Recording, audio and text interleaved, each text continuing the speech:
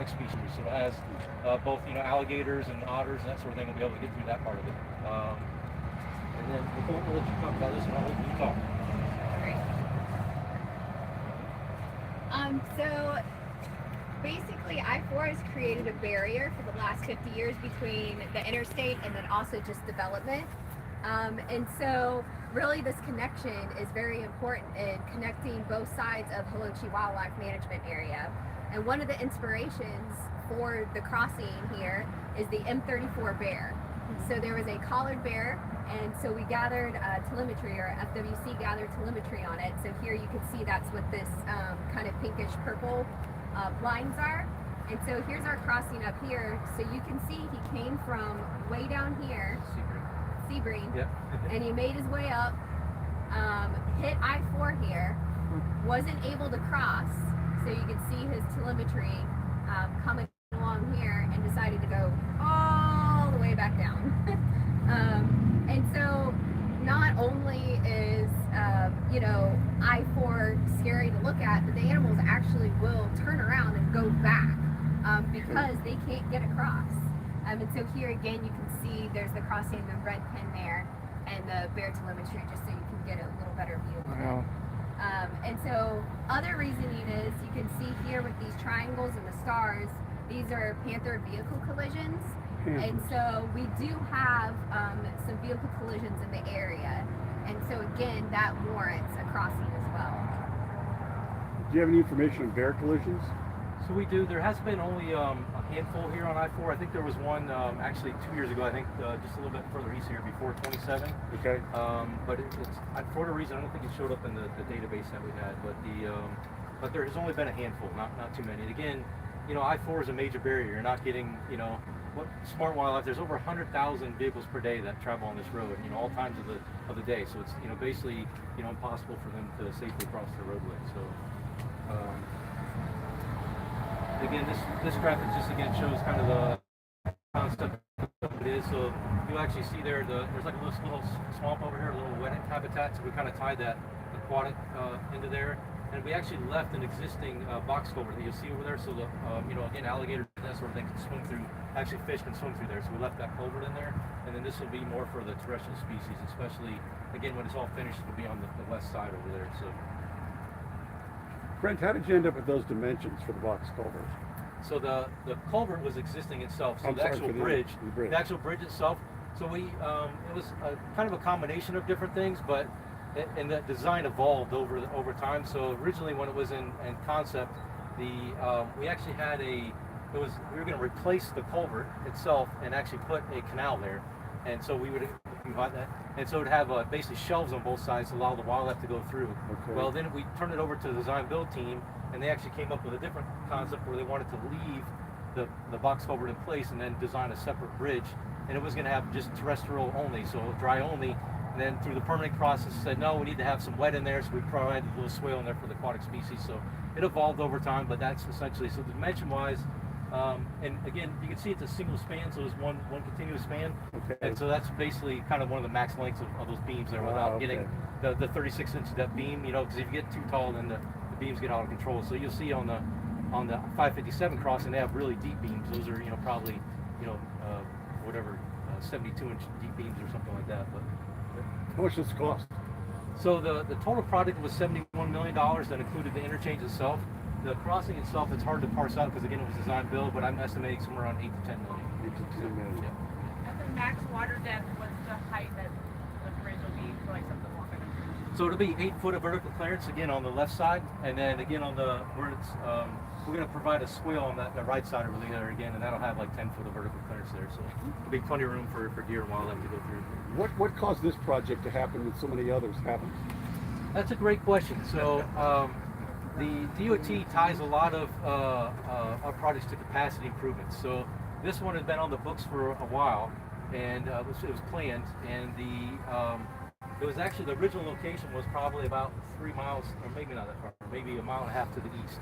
And because we knew we had the interchange project coming up, I was like, hey, what if we slide the crossing down and we tie it to the interchange project, and then boom, you get the money that way. So tied it to, it's you get a $70 million interchange crossing. It's slide in a $5, $6, $10 million, wildlife crossing is not too bad. So. Short answer is straight in the hole. Yeah. That's why it happened. So without the crossing, this wouldn't have happened, probably. The interchange. Without the interchange, the crossing. Correct. Yep. Correct. Yeah. It wouldn't have happened at this current time. Yeah. So, It's very hard to get funding for standalone crossings. Yeah. We basically got it in, because we have plans for future widening of I-4, but we basically got it in 10 or 15 years earlier with the interchange project. So. Yeah, along those same lines, talking about barriers, 528 and the beach line, obviously that's major barrier and a very major area of wildlife traffic. So I know there have been conversations about trying to do something out there. So that's actually outside of our district, so I'm not sure of the specifics on that. I think the Turnpike may be actually managing that one. Effects is on this. Metro Plan has a land bridge in their 2040. That's what I knew that there had been some conversations, but I didn't know what the status Yeah, of. right there by the prison, by. Yeah. Green Swamp. And then we also have the I-4 crossing, which I think will be hopefully announcing this week. We're going to get funded. So it's tied to the 33 interchange again. We tied up that crossing will actually have an overpass over I-4, wildlife crossing, first dedicated wildlife crossing overpass in the state. And they'll have the a crossing underneath State Road 33 because State Road 33 runs right parallel to I-4 right there. So we'll have two crossings right in that area, all tied to that interchange project. So, Do you know if that's state money or federal money? it's both.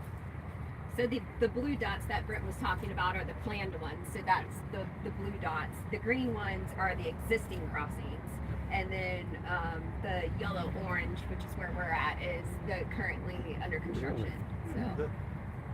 Those Panther collisions on one of the previous maps, over what time period? I mean, I think I counted 33 of them. So that's since they've been counting. So since whatever 1972 or 78, once they started counting them. So there's been a significant effort from wildlife to get through this general area. Yeah.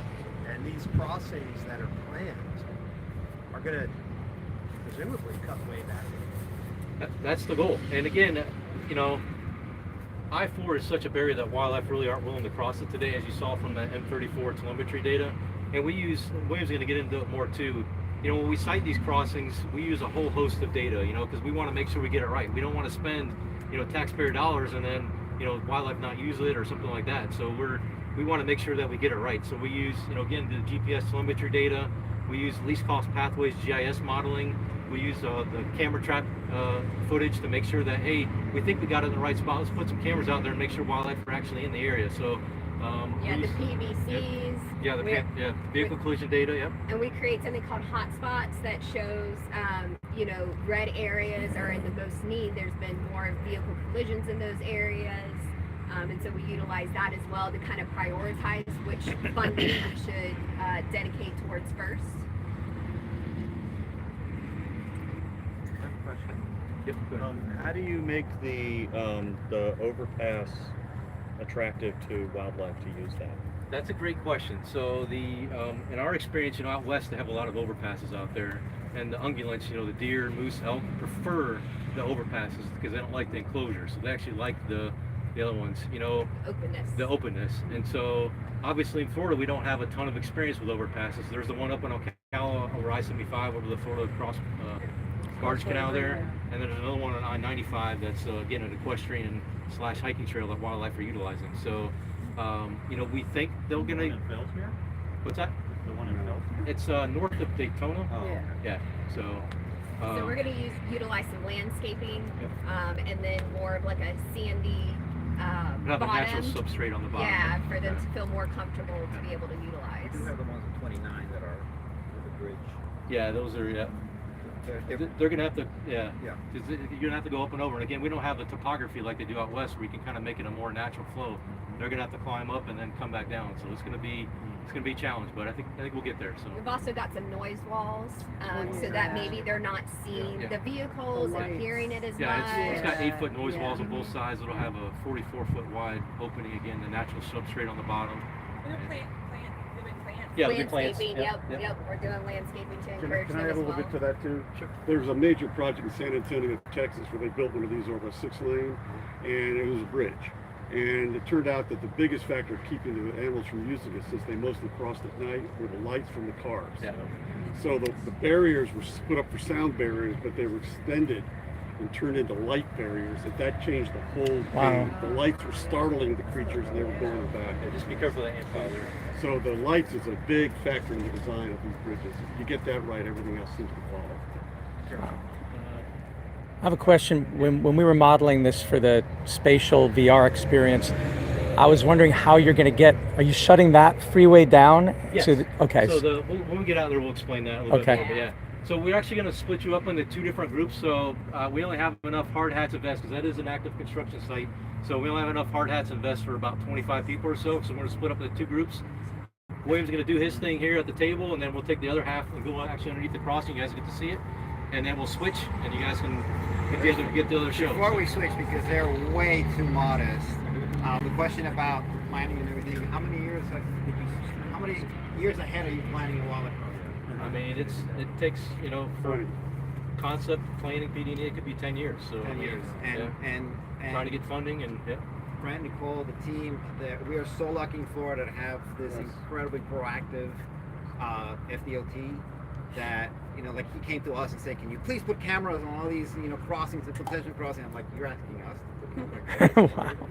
But they work extremely hard. We're data driven. We need the data. Very We data gotta prove driven. it, Which is where these guys come in, and Dan Smith and all the science that goes. It's not Nilly Willy. It's a lot of work from their team, and they never claim it. So we're claiming it for them. So, So appreciate it. Thanks a lot. Hooray. Thank you. and the great people work also. All right. If you go into Before you Yeah, do that, yeah. I just wanted to let you. Jody Hilty is here.